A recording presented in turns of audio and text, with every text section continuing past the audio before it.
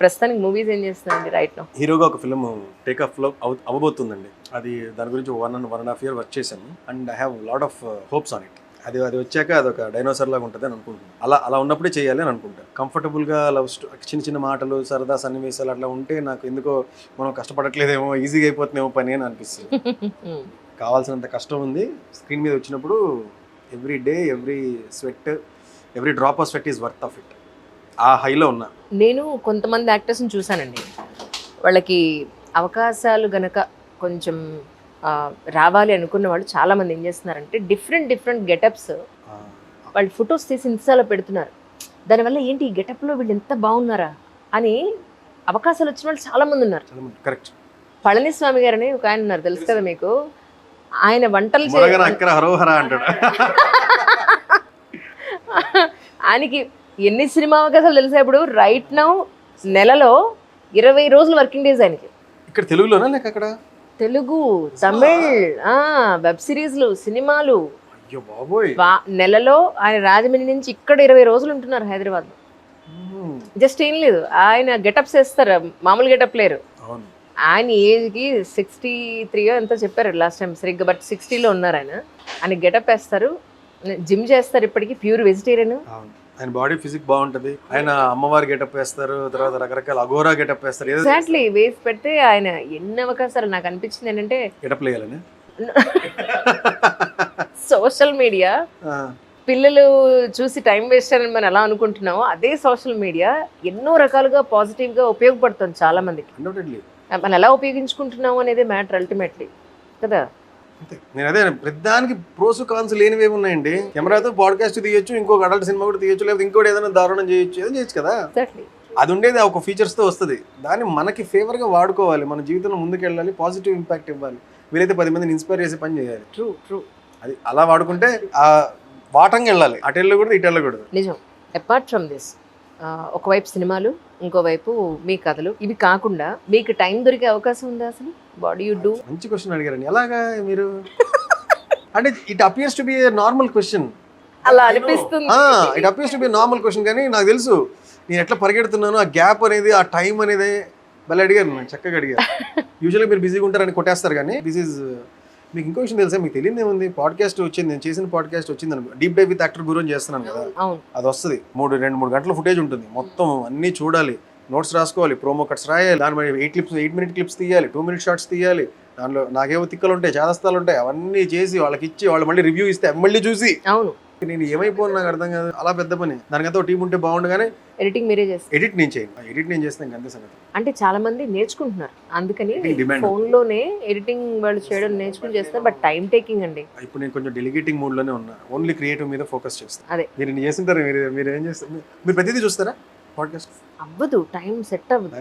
అది ఎప్పుడంటే ఎప్పుడన్నా వెరీ రేర్ కేసెస్ లో అబ్బా ఒక్కసారి చూద్దాం, అందరు ఇలా అంటున్నారు, నిజంగా అందులో ఏముంది ఒకసారి నా నేనే చూసుకుంటే, అవునా అప్పుడు ఇలా అడిగారు అని.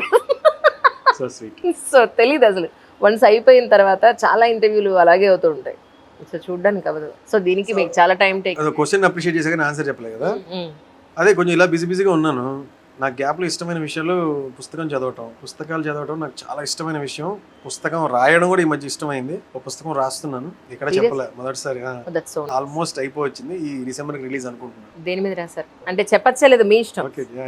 ఎందుకంటే ముందు లీక్ చేయడం ఎందుకు అని అనుకుంటే, డిఫరెంట్ క్యారెక్టరైజేషన్ మీద నడిచే ఒక లవ్ స్టోరీ, క్యారెక్టరైజేషన్ బేస్డ్ ఒక లవ్ స్టోరీ. అయితే కమింగ్ డేస్ లో ఒక రైటర్, ఒక డైరెక్టర్ కూడా బయటకు వస్తాడని నాకు అనిపిస్తుంది.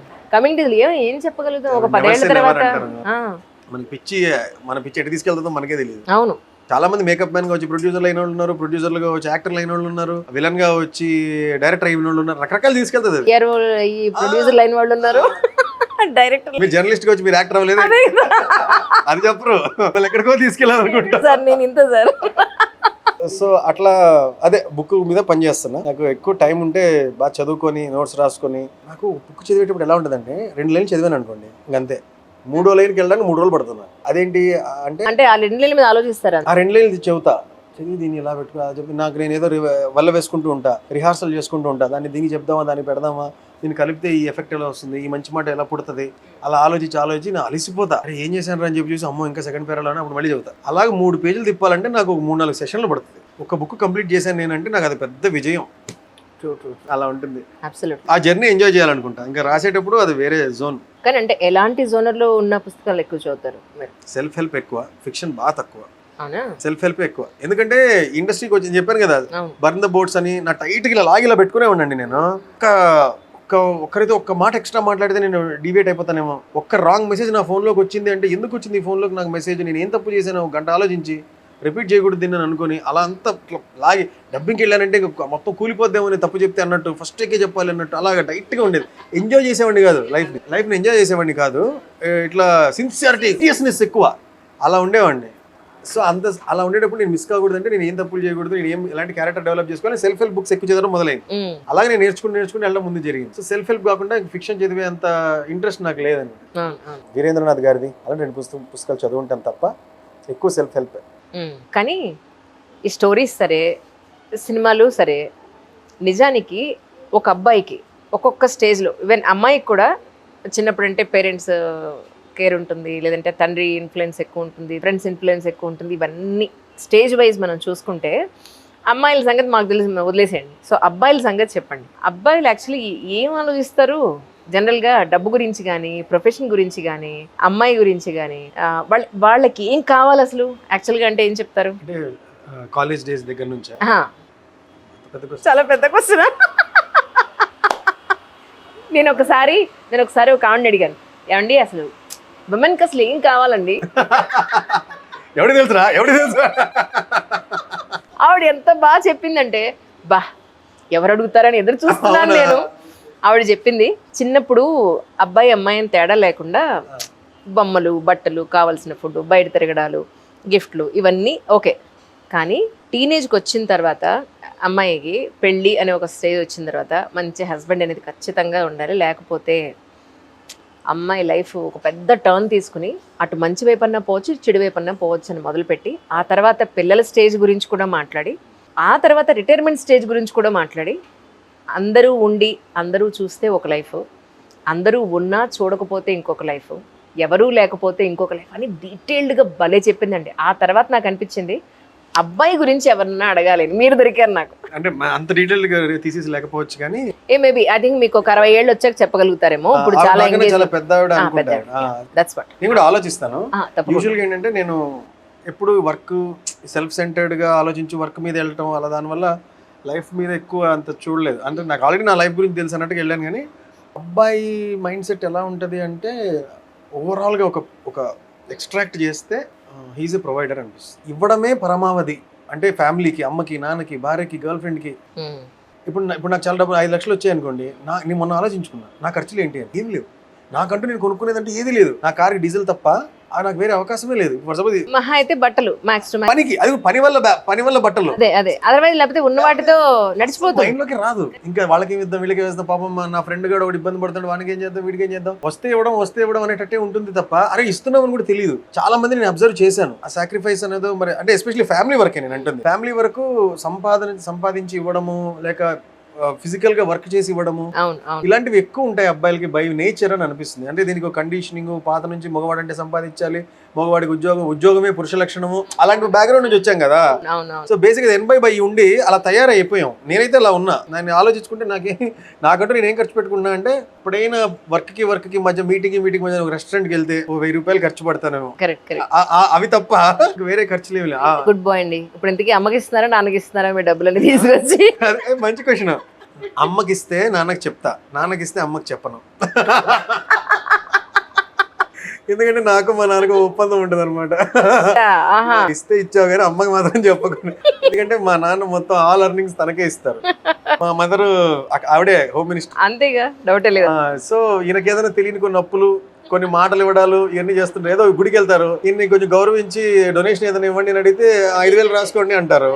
పక్కొచ్చి 5000 అన్నాను, మరి ఇప్పుడు ఎలాగా అన్నట్టుంటుంది. మా అమ్మకి చెప్పారనుకోండి, వాళ్ళ మధ్య మినీ సైజ్ వార్ ఒకటి జరుగుతుంది. ఖర్చులు ఇన్ని పెట్టుకుని 5000 ఎందుకు ఒప్పుకున్నావు అనేది. సో అలాంటివి నేను కేటర్ చేస్తూ ఉంటాను.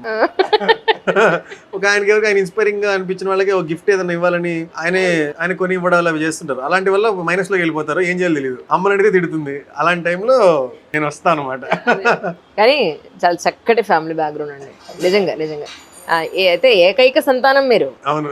మీరు అన్నదన్నట్టే ఇంకా అసలు ఛాన్స్ లేదుగా. వాళ్ళు నో కాదు కూడదు అనే అవకాశమే లేదు ఇక.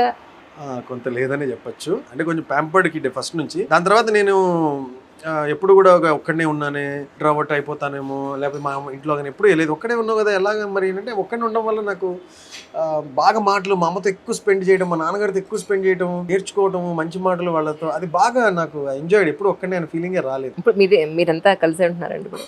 నేను హైదరాబాద్లో ఉంటే, అమ్మ నాన్న అనంతపురం. అక్కడ ఉంటున్నారా? ఐ థాట్ మీరు ఇక్కడ తీసుకొచ్చారేమో. రావాలి.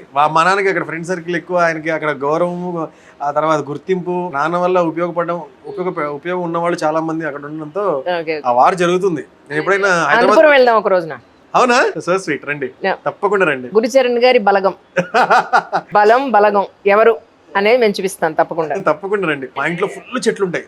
చెట్ల మధ్యలో వెళ్తే మీరు కనపడరు. మా మదర్కి అంత ఇష్టం చెట్ల మధ్యలో ఇల్లు ఉంటుంది. అంటే నిజంగానే కొత్త ప్రోగ్రామ్ ఒకటి పెట్టాను. అవునా? సో నిజానికి ఇప్పుడు ఈ రోజున ఈ స్థాయిలో ఉన్నారు అని అంటే మీ ఒక్క ఎఫర్ట్ కాదు కదా. కాళ్ళు అందట్లేదు కానీ ఎంత మంచి మాట తెలుసా. మనం జస్ట్ మిమ్మల్ని కూడా కలుపుకునే మాట్లాడతాం. అవును తప్పలేదు. మనది కాంట్రిబ్యూషన్ 30% ఉంటుందండి. ఎందుకంటే మన లైఫ్ లో మనం సక్సెస్ అవుతాం. మన లైఫ్ కదా, మనం బతుకుతాం, మనం హ్యాపీ కదా, మన గోల్ కదా. మనం ఎంత సాధించినా మనం 30%.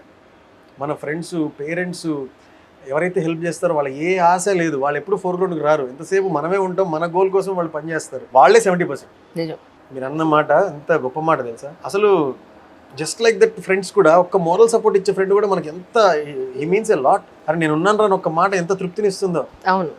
అంటే నేను చాలా మంది ఫ్రెండ్స్ దగ్గర, ఫ్యామిలీలో నేను చూస్తుంది ఏంటంటే, మా పేరెంట్స్ నాకేం చేయలేదురా అనేది అంటుంటారు. ఇప్పుడు అంటే చాలా కొన్ని క్వశ్చన్స్ చాలా పర్ఫెక్ట్గా ఉంటాయి, కానీ కనీసారు ఏరి కోరి కన్నారా వాళ్ళు? ఏమన్నా మాకు వీళ్ళే కావాలని కన్నారా? పెళ్లి చేసుకున్నారు, బై ప్రోడక్ట్ మనం పుట్టామంతే అన్న పాయింట్ ఒకటి. సరేరా పుట్టావు, తర్వాత ఎన్ని సాక్రిఫైస్ చేశారా ఇడియట్. పుట్టిన తర్వాత నీకు ఫీవర్ వచ్చినా, అసలు నీకు తిండి, నీ మలమూత్రాలు, నీకు అసలు ఈ మాత్రం ఫిజిక్ రావాలి అని అంటే మనం పెంచింది లేదు, మేమే పెరుగుతాం అన్న పిల్లల్ని కూడా నేను చూసాను. కానీ వీళ్ళు ఏ సేవ చేయకుండా అయితే వీళ్ళు పెరగరు. అల్టిమేట్లీ వీళ్ళు చేసేదంతా సేవే. మనం కన్నాం కాబట్టి కన్న పిల్లలకి చేసే సేవని మనం డబ్బు రూపంలో మనం దాన్ని లెక్క కట్టలేము. అండ్ మోర్ ఓవర్ చాలా మంది లెక్క ఎలా ఉంటుందంటే, నన్ను పెద్ద పెద్ద చదువులు చదివించావా, నాకేమన్నా ఆస్తులు ఇచ్చావా, లేకపోతే నాకన్నా క్వాలిటీ లైఫ్ ఇచ్చావా అని. వాళ్ళ స్తోమత కొద్దీ వాళ్ళు ఏదో చేస్తారు. మనం ఒక టైం తర్వాత డిఫరెంట్ గా తెలుస్తుంది. ఒకనప్పుడు నేను కూడా అనుకున్నాను. అవునా? నేను కూడా అనుకున్నాను, నువ్వు ఈ మాత్రం చెప్పులు కొనలేవా అంటే తెలియక. అది ఏంటంటే ఎప్పుడు తెలుస్తుందంటే, మనం కూడా పేరెంట్ అయినప్పుడు ఆ పిల్లల్ని పెంచే ఆ వేలో వాళ్ళకి మనం చేస్తూ ఉంటాం. వాళ్ళ నుంచి మనం మాటలు పడుతున్నప్పుడు అప్పుడు ఒక్కసారి ఇచ్చేస్తుందిగా, అందరు సరదా తీర్చేస్తాను పూరి గారు అన్నట్టు. అదొక ఫేజ్ లేండి. అంతే. True, absolutely. మీరు ఏ రిలేషన్షిప్ అయినా తీసుకోండి, ఎక్స్పెక్టేషన్స్ ఉంటాయి. పేరెంట్స్ ఒక్కళ్ళకే ఎక్స్పెక్టేషన్ ఉండకుండా ఆ ప్రేమ వేరండి. అది ఆ ప్రేమే వేరు. అలాంటి ప్రేమ ఇంకొకటి ఉండదు. కరెక్ట్. భార్య నుంచి ఎక్స్పెక్టేషన్, భర్త ఎక్స్పెక్టేషన్, చెల్లెలు, సిబ్లింగ్స్, ఫ్రెండ్స్ అందరి నుంచి అరే నేను చేసే కదరా అనేటట్టే ఉంటుంది. కానీ ఎంతో కొంత 1% అయినా పేరెంట్స్ కి పరిగెత్తుకుంటూ వెళ్ళి హగ్ చేసుకోను, ఏదైనా చేసినప్పుడు అరే వీడికి కూడా నేనంటే ఇష్టమా అని అమ్మ అప్పుడు గుర్తొస్తుంది. మనం ఇలాంటి చూపించినప్పుడు తప్ప ఆమె అసలు ఎక్స్పెక్ట్ చేయదు. నాన్న అయితే అసలు ఎక్స్పెక్ట్ చేయడు. ఆయన బిజీ ఎప్పుడు ఇవ్వడంలో ఉంటాడు. వాళ్ళకి ఒక ముద్దు పెట్టడము, ఒక కాళ్ళకి నమస్కారం చేయడం, అప్పుడు గుర్తొస్తుంది అరే నాకు కూడా గౌరవం ఇస్తారా, మాకు కూడా తిరిగి ప్రేమిస్తారా అని వస్తుంది. అది మన బాధ్యత. అంత వాళ్ళు ఎప్పుడు అరే మా అబ్బాయికి మేమంటే చాలా ఇష్టం అనే ఫీలింగ్లో ఉంచాలి వాళ్ళని. అంతేగాని మాకు కూడా విలువ ఉందా అనే ఫీలింగ్లో ఉంచామంటే మనమే ఫెయిల్యూర్, మనమే ఫెయిల్యూర్. ట్రూ. కానీ డెఫినెట్గా మన అనంతపూర్ వెళ్దాం, వాళ్ళ బలాన్ని బలగాన్ని, వాళ్ళ ఇంటిని, ఆ మొక్కలన్నీ చూద్దాం డెఫినెట్గా, అన్డౌటెడ్లీ. సో మీరు నాకు ప్రామిస్ చేశారు తీసుకెళ్తాను. వెళ్దాం తప్పకుండా అండి. మా అమ్మ చూస్తే ఇప్పుడే ఎప్పుడు అంటారు. ఇందాక మాకు ఒక కథ చెప్తానన్నారు. ఒక రాజు ఉన్నాడు. ఆ రాజు కత్తి యుద్ధం ఏదో ప్రాక్టీస్ చేస్తున్నాడు. అందులోనూ ఏదో ఎవరితోనో ఫైటింగ్లో ఏమవుద్దంటే ఆయనకి వేలు తెగిపోతుంది. వేలు తెగిపోతే కుయ్యముర్ర అనుకుంటూ ఏడుస్తూ, అంటే బాధపడుతూ, వేలు తెగిపోయింది, రాజు వేలు తెగడం అంటే తమాషా అని చాలా బాధపడుతుంటే పక్క నుంచి ఇందాక మీరు అన్నట్టే మంత్రి ఏం జరిగినా మనం మంచికే అని అన్నాడు. తెలుసా కథ? ఆయనే చెప్పరు, మీరే చెప్పండి. నాకు తెలిసిన ఒకరికి తెలిసిన వాళ్ళకే చెప్పాలంటే ఎంత చిరాకు ఉంటుంది. పర్లేదు, అయితే వినండి, ఏం కాదు. మీకున్నంత నాలెడ్జ్ అందరికి ఉండద్దు. లేదు, నేను వింటాను, హ్యాపీగా వింటా. చెప్పండి. అంటే మీ కథ అంటే మోరల్ ఆఫ్ ది స్టోరీ ఒకటే అయినా కథ చెప్పే విధానం, నెరేషన్ ఉంటుంది కదా, దాన్ని చాలా బాగా చేస్తాను. Please tell. మరి అంటప్పుడు తెలుసు అని ఎందుకు చెప్పాలి? నాకు తెలీదు, నేను ఒప్పుకుండా ఇప్పుడు నాకేం తెలియదు, మీరు చెప్పండి. సో అతను కుయ్యమొర్రు అంటుంటే మంత్రి గారు వచ్చి ఏం జరిగినా మన మంచికే, మీరేం బాధపడకండి అని అంటే, అసలు నీ బుద్ధి ఉందా? నా వేలు తెగిపోయి నేను మహారాజుని 10 మందిని కాపాడాల్సిన వాడిని, నాకు వేలు తెగిపోయి నేను కట్టయిపోయి ఏడుస్తుంటే మంచిగా జరిగిందని, ఏ రకంగా మంచిది, తీసుకెళ్ళి చెరసాల్లో బంధించండి అని చెప్పి అన్నాడు. తీసుకెళ్ళి లోపలేసాడు. దీని తర్వాత అది అలాగే కట్టుకున్నాడు. మామూలుగా ఇంకా ఆయన డైలీ దైనందిన జీవితంలో వెళ్ళిపోయాడు. ఒకరోజు ఏదో వేటకెళ్ళాడు, వేటకెళ్ళి తప్పిపోయాడు. ఏదో జింకను ఏదో వేటాడు లోపలికి ఇంటీరియర్ ఆఫ్ ద ఫారెస్ట్కి వెళ్ళిపోయాడు, తప్పిపోయాడు. తప్పిపోయిన తర్వాత అక్కడ ఒక ట్రైబల్ ఏరియాలో వాళ్ళకి చిక్కాడు. మహారాజుని పట్టుకుపోయారు. వాళ్ళు పట్టుకుపోయి వాళ్ళ దేవుడు ఎవరో ఉంటే వాళ్ళ ముందు ఇలాంటి ఒక నరుడిని బలిస్తే వాళ్ళకి ఏదో మంచి జరుగుతుందని నమ్మకం వాళ్ళకి. అలా బలివ్వబోయారు. బలివ్వబోతున్నప్పుడు చూస్తే లాస్ట్ మినిట్ దాకా ఇంకా ఆ మెడ వేసి నీళ్లు తాగించి వేసి నరకే టైంలో చూస్తే చెక్ చేస్తే అక్కడ వాళ్ళలో ఉండే వాళ్ళ మంత్రి లాంటి వాడు కూడా చూసి ఈయనకి అవయవాలన్నీ కరెక్ట్గా లేవు, ఒక వేలు లేదు, కాబట్టి ఈజ్ నాట్ ఫిట్ ఫర్ బలి అని చెప్పాడు. ఆ బార్ను వదిలేశారు. పడుతులేస్తే ఇంటికి వచ్చాడు. ఇంటికి వచ్చిన తర్వాత ఆయన పిలిచిరండి అన్నాడు. వచ్చిన తర్వాత మీరు చెప్పింది నిజమే, నా వేలు దిగిపోయినందుకే ఈరోజు నేను ప్రాణం కాపాడింది, ఆ వేలు పోవడం వల్ల ఏమో చచ్చామండి నేను, మీరు అంతా మన మంచిగా అన్నారు, కరెక్టే అదే అన్నాడు. అవును మహారాజా అని చెప్పాను కదా అన్నాడు. మరి నేను మిమ్మల్ని చెరసాలు వేసాను కదా, అది కూడా అన్నిటి మంచిదే అనుకోవాలి కదా, మీరు ఏం జరిగినా మంచిదే కదా, మరి మీరు చెరసాలు ఇన్నాళ్ళు ఉన్నారు కదా, మరి ఇది ఎలా మీకు మంచిది అంటే, మీరు వేటకెళ్ళేటప్పుడు నన్ను కూడా తీసుకెళ్లేవారా, వాడు ఇద్దరిని పట్టుకునేవాళ్ళ, మీరు అన్ఫిట్ అని చెప్పి నన్ను ఫిట్ అనుకునేవాళ్ళ, నేను చచ్చేవాడిని కదా, నేను ఇక్కడ నాకు తెలియదు, నేను ఇక్కడ ఉండటం వల్ల కదా నేను సేవ్ అయింది. సో అంతా మన మంచిగా జరుగుతుంది. బా నిజంగా జైల్లో ఉంటే ఉన్నాడు, ప్రాణం అయితే కాపాడింది. సో వేలు పోతే పోయింది, మళ్ళీ అక్కడ ప్రాణం. సో అలాగే ప్రతి దానిలో ఒక పాయింట్ ఆఫ్ వ్యూలో పాజిటివ్ థింగ్ ఉంటుందండి.